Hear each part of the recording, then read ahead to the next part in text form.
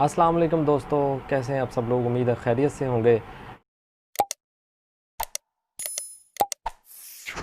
तो एक बात है दोस्तों, दुरुस्त वक़्त पर जो फ़ैसले होते हैं ना, वो ज़िंदगी पर बड़े लंबे असरात मुरतब करते हैं।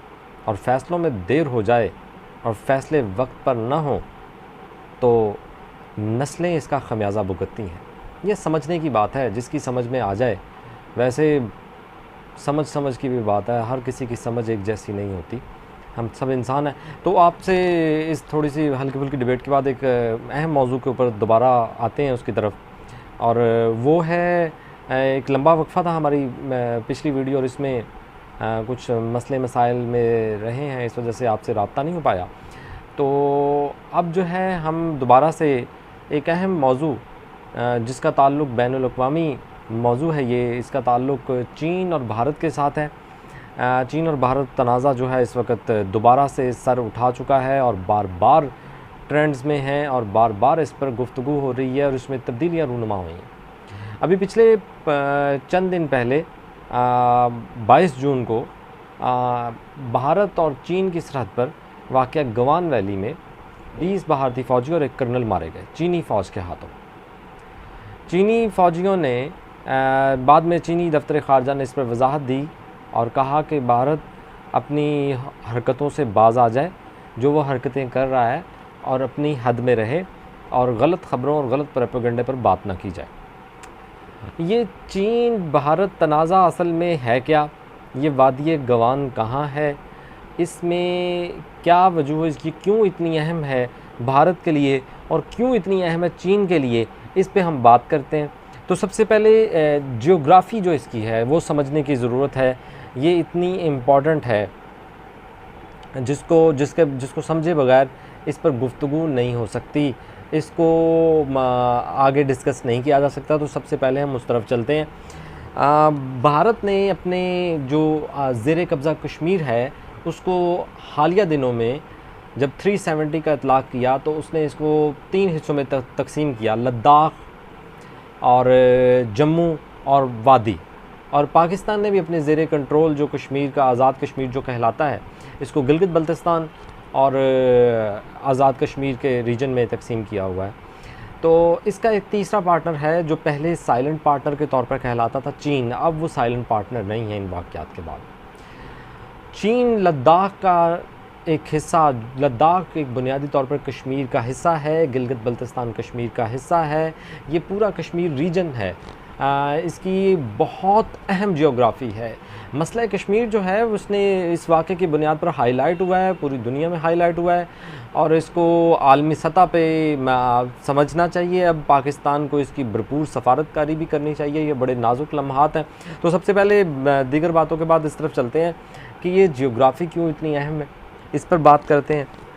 ये जो लद्दाख का इलाका है, लिया और कारगिल के अज़ला पर मुश्तमिल है। लद्दाख भारत का एक यूनियन इलाका है। ये शुमाल में कराकरम और जनूब में हिमालय के पहाड़ी सिलसिलों के दरमियान वाक़ है।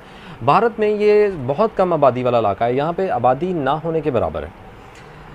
और ये जो वादी गवान है, जिसको कुछ लोग गुलान और गवान पढ़ते हैं, ये एक, मैं इसकी थोड़ी सी आपको वजाहत करूँ, ये गुलाम रसूल गवान एक शख्स थे।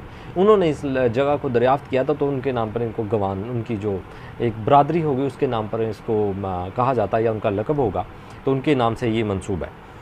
ये मतनाज़ा इलाका जो अक्साई चीन है, अक्साई चीन जो है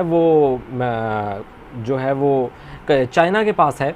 और ये ये गवान जो वादी है, ये लद्दाख और अक्साई चीन के दरमियान भारत और चीन की सरहद पर मौजूद है। यहाँ पर जो भारत चीन का जो एक्चुअल इस जगह को जो चीन और भारत के दरमियान तकसीम होती है, उसे LAC कहा जाता है, line of actual control. India और चीन दोनों अक्साई चीन पर अपनी मलकियत का दावा करते हैं। ये वादी चीन में जनूबी सिंकियांग जो मुस्लिम सूबा है, और इंडिया में लद्दाख तक फैली हुई है। और यहाँ पे इस वाक़े की जो बुनियाद है, इसका जो तनाज़ुर है, वो 1958 में है। जवाहरलाल नेहरू के दौर में जब चाइना ने यहाँ पर एक अक्साई चीन में एक सड़क बनाई थी, और वो ये सड़क शाहराह कराकरम से जुड़ती थी और पाकिस्तान की तरफ जाती थी। उस वक़्त से भारत को इस पर बहुत मसाइल का सामना है। ये जो आप तो कुछ तस्वीरें मेरे साथ साथ मेरी डिबेट के ऊपर देखेंगे ये वादी गवान क्यों अहम है? इसकी बुनियादी वजह है भारत का एक कस्बा है दौलत बेग, कदीमी भी कहा जाता है, इसे आलदी भी कहा जाता है।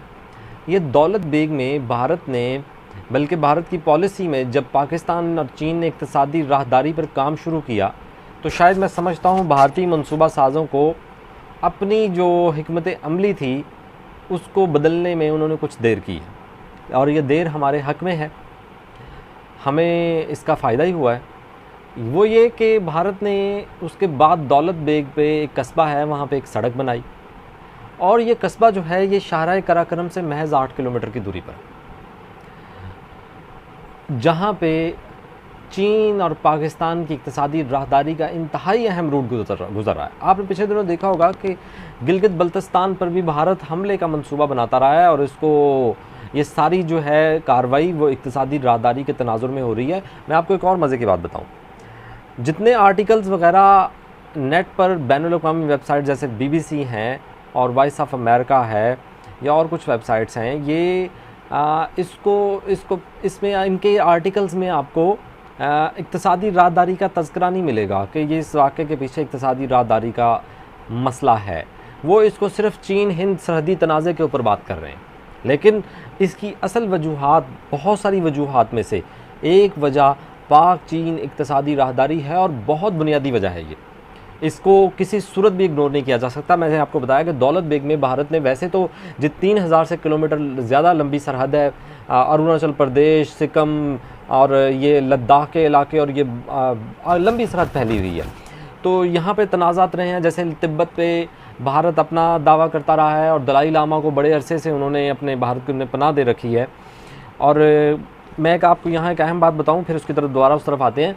अमेरिकन सेनेटर्स ने पिछले दिनों कहा कि जो तिब्बत है इसको एक ऑटोनोमस बॉडी के तौर पर तस्लीम कर लेते हैं, और दलाई लामा को इसका सरबराह तस्लीम कर लेते हैं, और इस तरह ये बहुत बड़ा तनाज़ा पैदा हो जाएगा। अमेरिका जो चीन से जो इक़्तिसादी ख़तरात महसूस कर रहा है, भारत उसी शय के ऊपर ये सारा कुछ कर रहा है। मैं आगे चल के इस पर भी बात करूँगा। दोबारा दौलत बेग, वो भारत के मंसूबा साज़ों ने एक फ़ैसला किया कि उन्होंने चीन की सरहद के साथ जितनी सरहद लंबी थी उस पर सड़कें बनाने का मंसूबा था, और उसमें से बहुत सारी सड़कें और पुल बन भी चुके हैं। ये इसी दौलत बेग के करीब वादी गवान में भी एक पुल बनाया गया भारतीय फ़ौज की जानिब से दरियाए शिवक के ऊपर, और प्यांगोंग झील के करीब। तो ये फ़ौजों की सरीउल हरकत, फ़ौजों की तेज़ तरीन नकलो हरकत के लिए बनाया गया था। ये जो इलाका है, दूसरी जंग अज़ीम में जब ब्रिटिशर्स ने इस इलाके पे बर्मा के महाज़ के ऊपर जंग हो रही थी, जंग यहाँ बरसगीर में बर्मा के महाज़ के करीब पहुँच चुकी थी, तो इस इलाके में फ़िज़ाई पट्टियाँ यानी एयर स्ट्रिप्स बनाई थी। जो पहाड़ी इलाकों में बाकायदा एयरपोर्ट्स नहीं होते, तो वहाँ पे सड़कें लैंड करने के लिए बनाई जाती हैं। तो भारत उनको रिकन्स्ट्रक्ट कर रहा है, उनको दोबारा से तामीर कर रहा है। दौलत बेग में भी इन्होंने ऐसी ही एक फ़िज़ाई पट्टी तामीर की, एक सड़क बनाई जो 200 किलोमीटर तक है आर्या चीन की सरहद की तरफ, और यही वो वजूहात थी जिनके बुनियाद पर चीन और भारत में तनाज़ा पैदा हुआ। ये वादी गवान नो मैंस लैंड एरिया था। यहाँ पे अगर चीनी और भारतीय फ़ौजों का आमना सामना होता है तो यह आतशी असले के बगैर होता है। ये असले से इनकी बंदूकों में गोलियाँ नहीं होती, लेकिन भारत ने हालिया वाक़यात के बाद जब 20 फ़ौजी मर गए तो इसको अपने असला कवानीन में तब्दीली की है।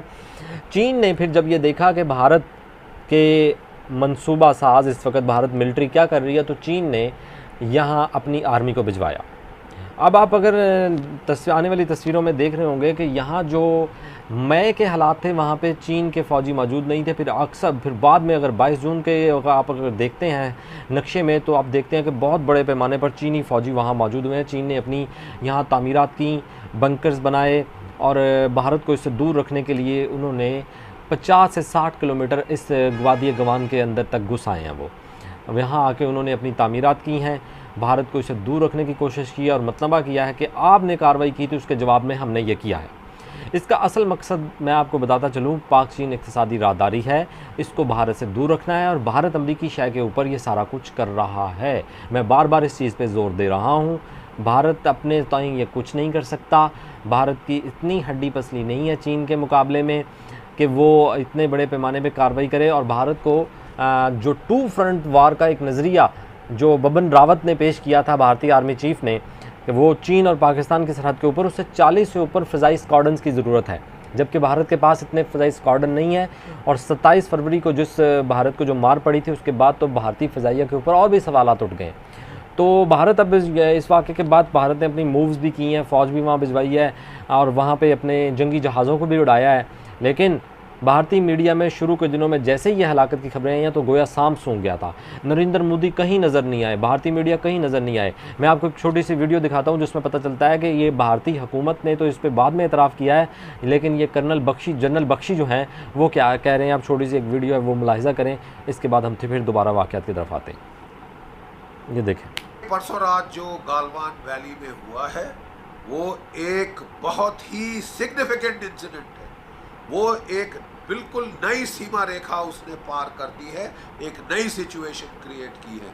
हमारे एक कर्नल और 20 जवान बेचारे शहीद हो चुके हैं। एक कर्नल 20 जवान, ये बहुत बड़ा आंकड़ा है और it cannot be taken lightly. चीन के साथ बातचीत हो चुकी थी, कोर कमांडर के दर्जे पे बातचीत हो चुकी थी, डिसएंगेजमेंट चल रही थी। ये तो शरिया धोखा है और हमारी फॉरेन मिनिस्ट्री का इसको बड़े आसानी के लहजे में कह देना कि साहब ये अवॉइडेबल था, मतलब कि एक। जी हाँ, तो आपने देखा कि जनरल बख्शी इसमें एतराफ़ कर रहे हैं और फ़ौजियों की बड़े तपे में भारतीय साबका फ़ौजियों ने इस पर बड़े सख्त एतराज़ात उठाए। मगर हमारे लिए ये रास्ता बहुत अहम है। ये शिराक दौलत बेग से होता हुआ कराक्रम तक जाता है। ये सूरत हाल ख़ास तौर पर पाकिस्तान और पाकिस्तान इक़्तिसादी राहदारी के जो इस इलाके से गुजरती है इंतहाई ख़तरनाक पहलू रखती है। लेकिन चीन ने इस पर जो वादी गवान की तंग घाटी है, इस पर कब्ज़ा कर लिया है और इस घाटी से गुजरने वाला रास्ता अब चीन बंद कर सकता है। भारतीयों को उसमें तज़ब्ज़ुब का सामना है।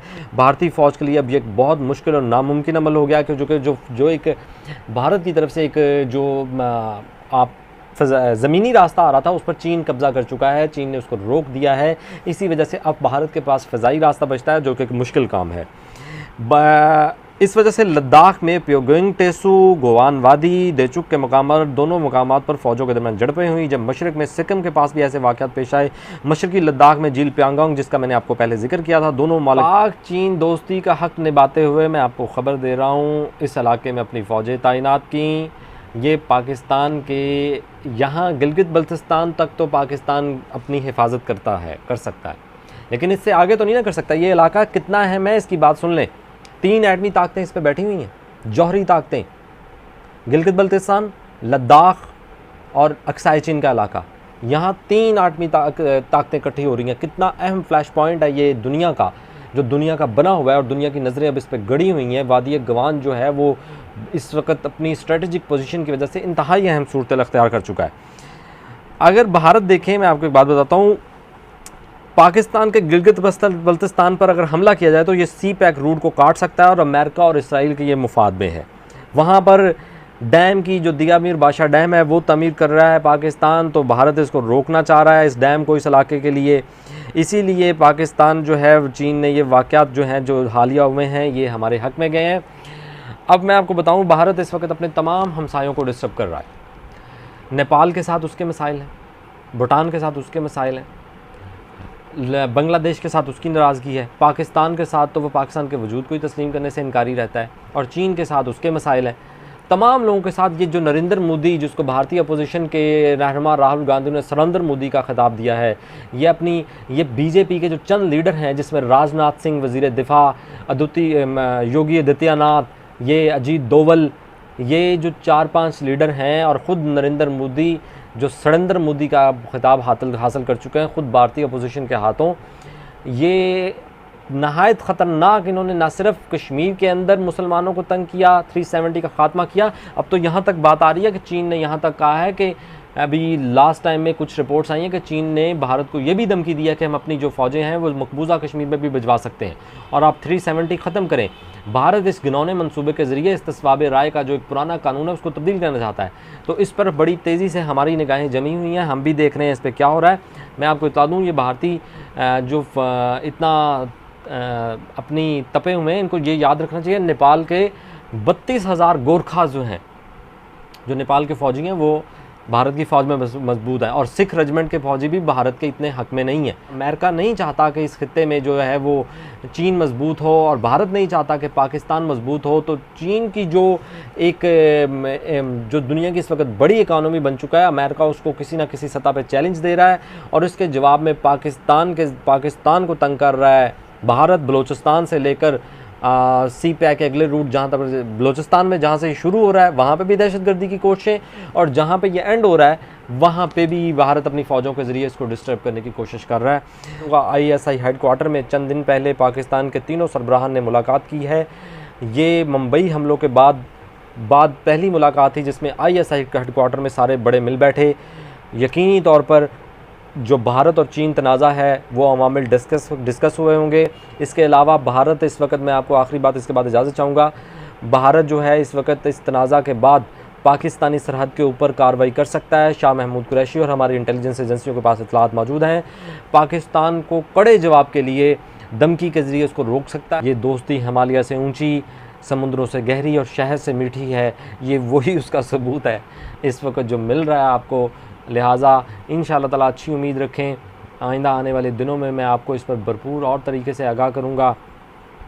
आप भी अपने सवालात के ज़रिए मुझसे दरियाफ़्त कर सकते हैं, इसके मुतल्लिक मज़ीद बात कर सकते हैं।